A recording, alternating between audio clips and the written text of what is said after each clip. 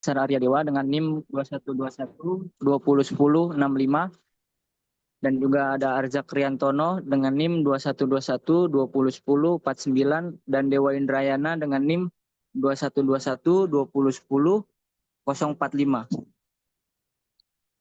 Lanjut, Arzak.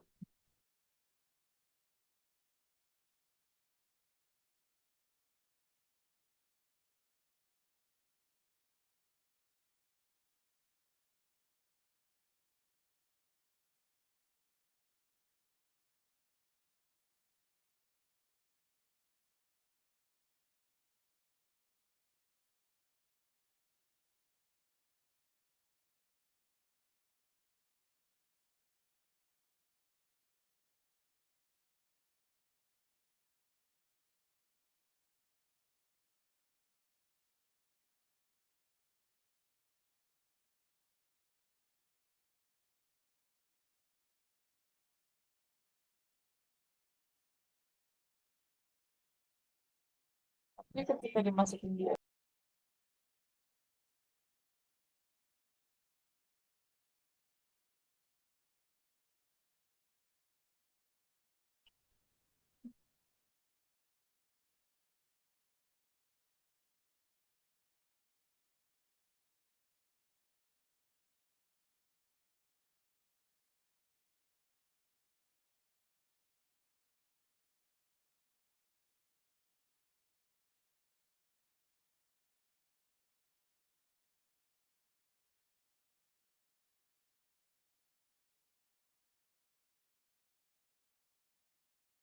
Inilah desain yang ini China banget sih emang. Bahkan kalau kalian iseng ya, kalian mau googling gitu ke e-commerce-nya China, kalian cari motor-motor listrik, mungkin kalian ketemu motor yang desainnya sama plek ketiplek dengan motor ini. Dan kita udah buktiin juga, emang ada di sini. Ya, seperti itu. Nah, padahal United itu tuh kan punya R&D sendiri ya. Dia punya tim R&D sendiri, dan yang T-Series, T-Series juga di R&D lokal ya, walaupun juga kalian pernah kepikiran nggak sih bisa beli motor baru yang harganya bahkan lebih murah dibandingkan dengan iPhone 13 yang launching 3 tahun yang lalu? Ini adalah sebuah United MX 1200, motor listrik paling murah dari United di Indonesia. Yuk kita lihat.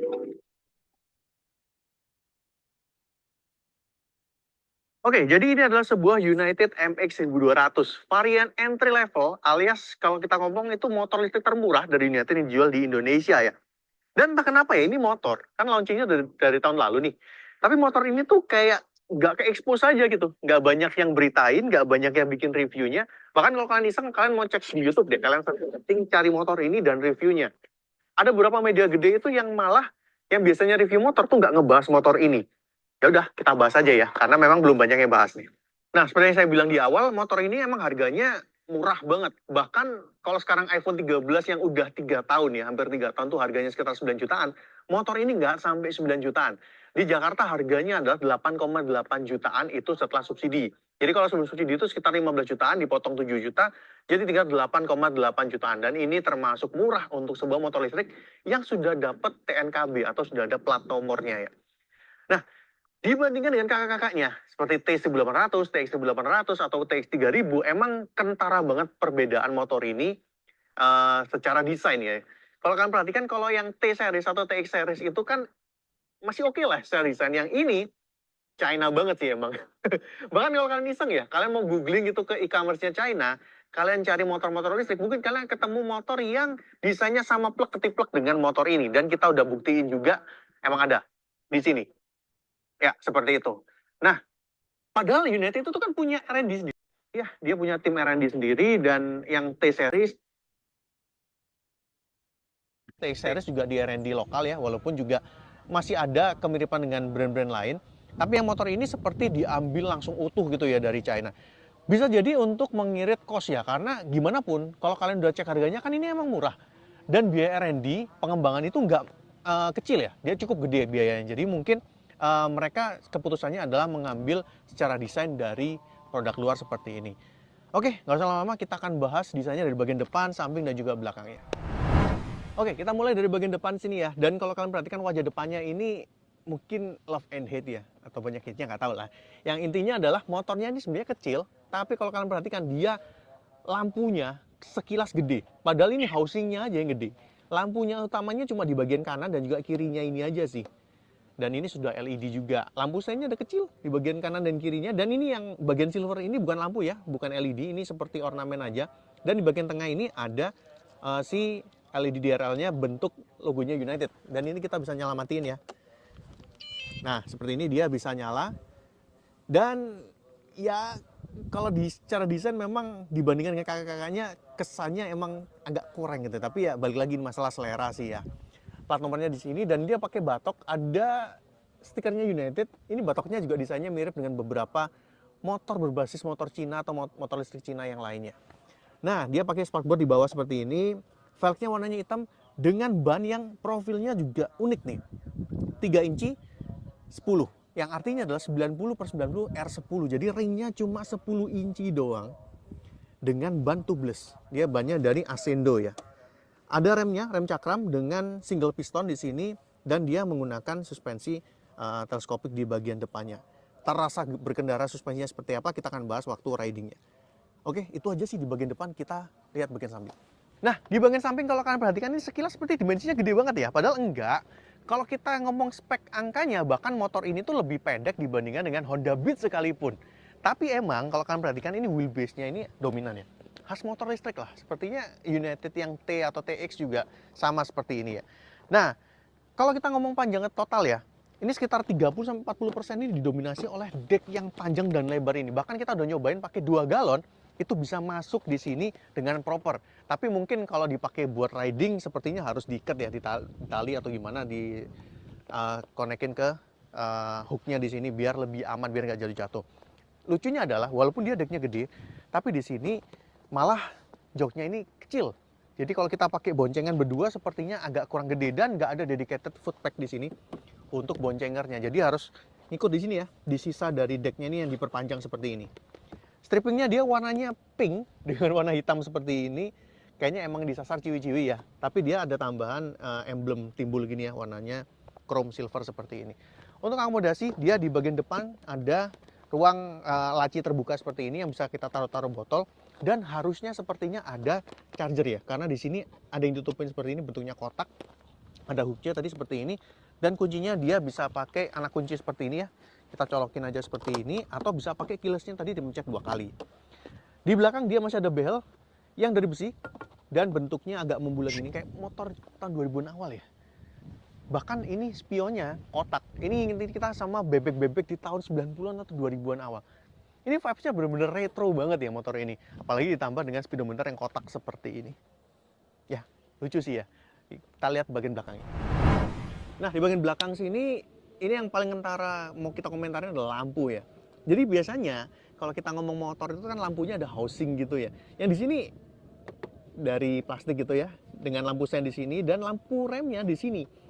Lucunya adalah kalau lampu sen kan dia mikanya masih pada umumnya ya. Di sini mikanya yang buat lampu remnya ini kayak mika yang burem gitu loh. Ya walaupun sebenarnya masih terang, tapi mungkin kita nggak biasa aja lihat yang seperti ini ya. Ada spatbor seperti ini, ada mata kucingnya kanan dan kiri. Dan sorry ini agak kotor karena tiba-tiba waktu kita mau syuting Surabaya hujan ya. Jadi kita ngelewatin genangan dan so far masih aman karena motor ini sudah IP67. Dan kalau kalian perhatiin dia juga menggunakan dual shock ya. Biasanya motor-motor yang murah gitu ya, otomatis yang murah itu kan shocknya cuma single aja. Di sini dia dapat dual shock. Motornya ada di bagian tengah sini, di hub seperti biasanya dengan tenaga 1,6 PS atau 1200 watt, tapi torsinya dong 88 Nm. Ya walaupun kita nggak bisa ngerasain yang 88 banget gitu ya, tapi ya boleh lah kita ngomong angkanya seperti itu. Dan di sini ada cover di armnya, kanan dan kiri dia covernya sama semua. Bannya masih pakai profil sama di bagian depan 90/90 ring 10. Jadi emang bannya kecil sih ini. Cara buka bagasinya itu dari kunci, kita tekan aja ke kiri seperti ini dan sudah bisa dibuka ya. Dia nggak ada stopper dan tapi nggak terlalu goyang lah, ini oke lah. Dan bagasinya untuk motor kecil ini gede banget. Ini ada moncongnya helmnya kita, ada tas kamera buat syuting, ada adapter chargernya tadi, masih ada tripod monopod seperti ini dan ada jas hujannya kita. Bahkan ada brosurnya United juga di bawah. Jadi ini gede banget untuk motor yang sebenarnya ini kecil ya motornya.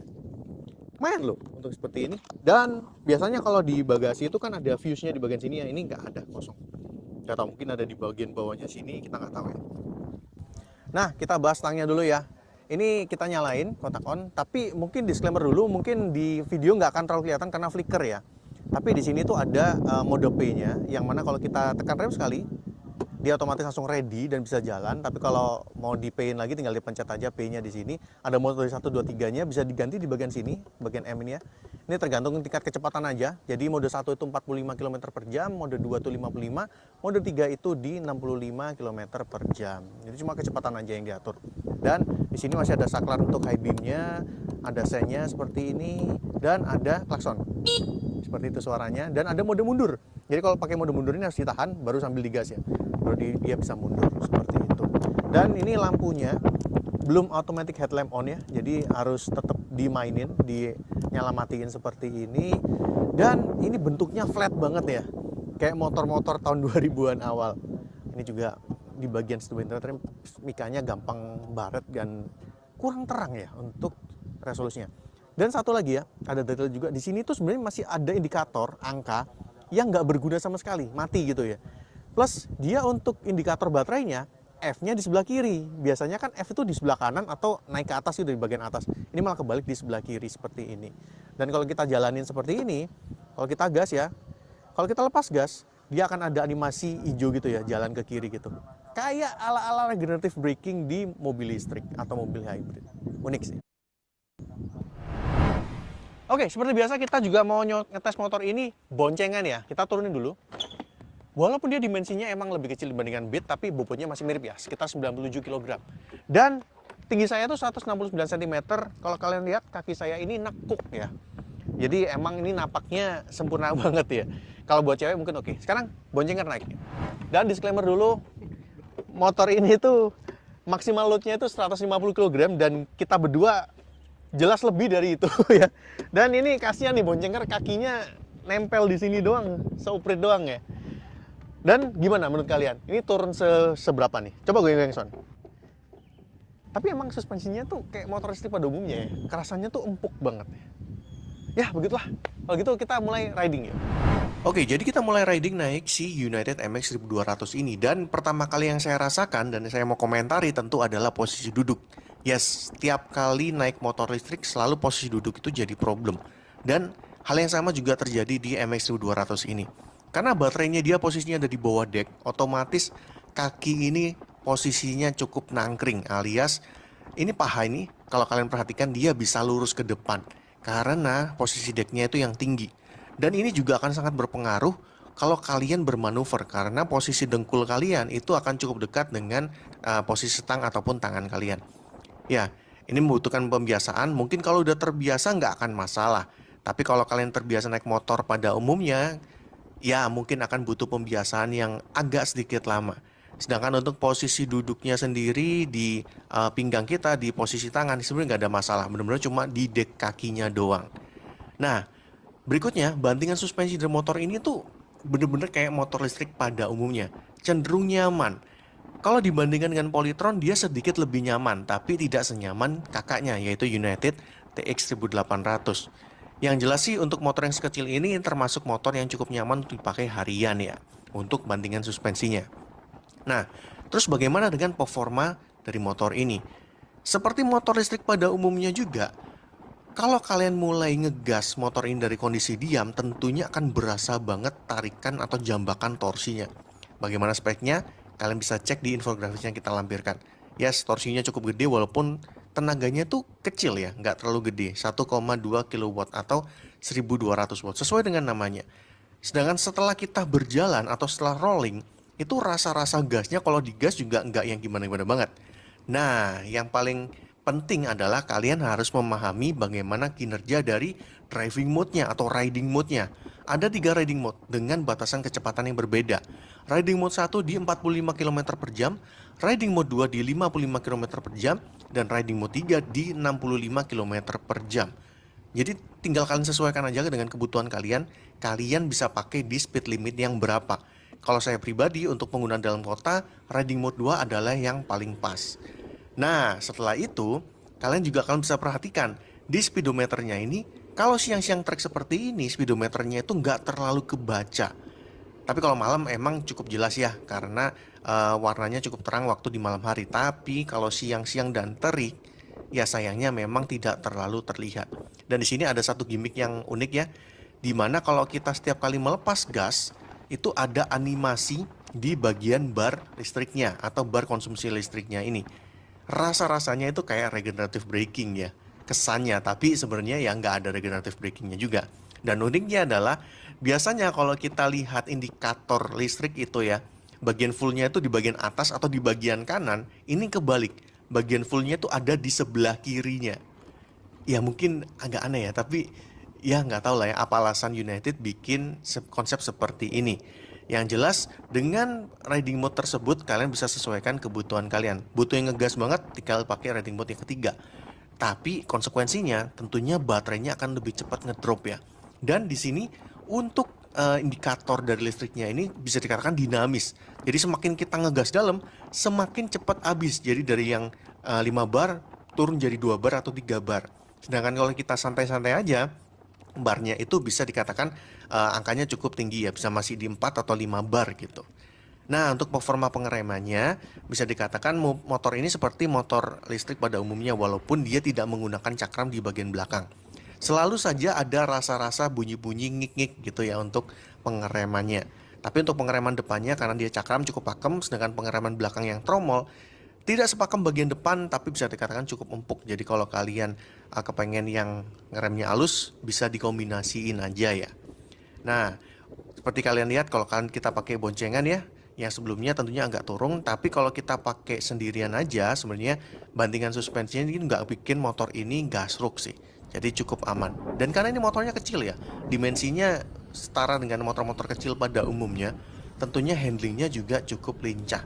Jadi kalau kalian pakai di penggunaan harian ya, yang mana harus ngelewatin kemacetan, ya tentunya motor ini bisa diandalkan untuk selap-selip.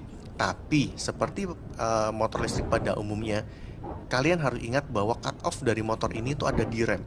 Jadi kalau kalian terbiasa menggunakan motor matic konvensional, yang mana biar halus sambil ngegas sambil ngerem, di motor ini nggak bisa. Malah bisa jadi kalian kagok waktu lepas rem tiba-tiba motornya tarikannya cukup kencang gitu. Jadi emang harus dibiasain lagi. Oke, jadi setelah nyobain motor ini kita sampai di kesimpulan buat siapakah motor ini. Yang jelas, lagi-lagi ya, kita ngingetin lagi bukan buat bocil-bocil yang keliling komplek atau mungkin malah ke jalan raya dan belum punya SIM bawa motor listrik, nggak, no, bukan buat kalian. Dan kita juga ingetin lagi kepada para orang tua mungkin, atau mungkin kalian yang punya adik atau punya sepupu atau gimana, atau mungkin teman sekomplek itu yang belum punya SIM tapi pakai motor-motor kayak gini, please jangan ya, karena itu bahaya banget. Nah, terus buat siapa? Buat kalian yang ya udah dewasa, udah punya SIM, kepengen beli motor, tapi memang budgetnya mepet aja, mungkin 10 jutaan, under 10 jutaan, ya ini opsinya. Salah satu opsi yang paling masuk akal untuk dibeli. Kenapa? Karena dengan harga 8,8 juta di Jakarta dan juga 10,9 juta di Surabaya, motor ini menawarkan range yang cukup untuk penggunaan dalam kota. Lalu kalau kita bandingkan juga dengan motor-motor kita di level Beat atau Next atau Gear, ya body size-nya juga nggak terlalu jauh berbeda. Dengan bagasi yang gede, deck yang gede, kalian bisa bawa galon, plus dia punya motor listrik yang powernya lumayan untuk motor sekecil ini. Tapi memang kalian harus berdamai dengan beberapa hal yang ada di motor ini, terutama desain, lalu fitur yang nggak gimana-gimana banget. Ya itu emang harus kalian terima, karena gimana lagi, kita 8,8 juta itu nggak.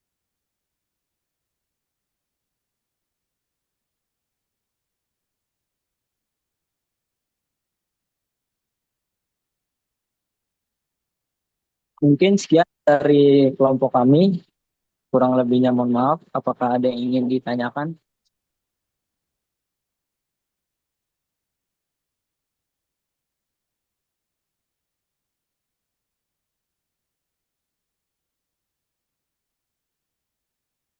Sepertinya sih nggak ada, Mas. Mungkin bisa ditutup saja.